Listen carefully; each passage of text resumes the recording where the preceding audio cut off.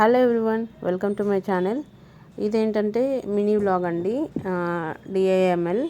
నేను everyday evening తిన్న తర్వాత ఏమేమి చేసుకుంటాను, ఎలా ఇల్లు క్లీన్ చేసేసుకుంటాను నేను ఇక వీడియోలో పెట్టేస్తాను. అందరూ తిన్న తర్వాత మిగిలినవి ఏమైనా కర్రీస్ ఉంటే అన్నీ ఒక చిన్న బౌల్స్లోకి పెట్టేసుకొని నేను ఫ్రిడ్జ్లో పెట్టేసుకుంటానండి. మొత్తం బౌల్స్ అన్నీ క్లీన్ చేసేసుకొని సింక్లో వేసేస్తాను.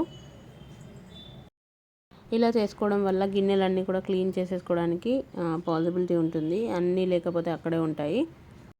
మొత్తం అన్ని కర్రీస్ తీసేసిన తర్వాత అన్ని సింక్లో పడేసి ఇక నేను ఫ్లోర్ అయితే క్లీన్ చేసుకుంటాను. కిచెన్ కౌంటర్ టాప్ అంతా క్లీన్ చేసేసుకున్న తర్వాత ఈ స్టవ్ ఏదైతే ఉంటుందో అన్నీ మనకి ఆయిల్ మరకలు జిడ్డు మరకలు ఉంటాయి కదా, అవి కూడా తీసేస్తాను. స్టవ్ బర్నర్స్ అది మొత్తం స్టవ్ అయితే నీట్గా క్లీన్ చేసేసుకుంటానండి. ఇలా నేను డైలీ చేస్తానని ఏం కాదు, నాకు ఒకవేళ ఓపిక లేనప్పుడు నేను ఆ రోజు చేసుకోనండి. ఏదైనా పొద్దున్నే చేసుకుంటాను.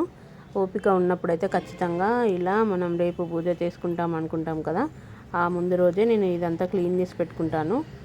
ఇలా క్లీన్ చేసి పెట్టుకోవడం వల్ల మనకి పొద్దున్న లేవగానే ఏది బర్డెన్ అనిపించదు. ఏదైనా పని చేయాలనుకున్నా కూడా బర్డెన్ అనిపించదు అనమాట. మీలో ఎంతమంది ఇలా ముందు రోజే అన్నీ క్లీన్ చేసేసుకొని పెట్టుకుంటారు నాకు కామెంట్ చేయండి. చూడండి, ఇలా స్టవ్ అయితే మొత్తం నీట్గా క్లీన్ చేసేసి పెట్టుకున్నాను. తర్వాత బర్నర్స్ అవి స్టాండ్స్ అన్నీ క్లీన్ చేసేసి పెట్టేశాను. ఇక మొత్తం డిషెస్ కూడా మొత్తం వాష్ చేసేసుకున్నానండి. మొత్తం క్లీన్ చేసిన తర్వాత నా కిచెన్ ఇలా ఉంది. సో ఇదండి. తర్వాత బెడ్రూమ్ కూడా ఇలా నీట్గా పెట్టేశాను. సో దట్ మనకి పెద్ద టెన్షన్ ఏమి ఉండదు. పడుకునే ముందు ఇది సర్దాలా అది ఇది అని చెప్పేసి ఏముండదు. అందుకనే నీట్గా పెట్టేసుకున్నాను ముందే. ఎలా ఉంది చూడండి మా ఇల్లు క్లీన్ చేసిన తర్వాత. అంతేనండి. వీడియో నచ్చితే కనుక తప్పక లైక్ షేర్ చేసి సబ్స్క్రైబ్ చేసేసుకోండి. అలాగే గంట సింబల్ నొక్కండి. Thank you.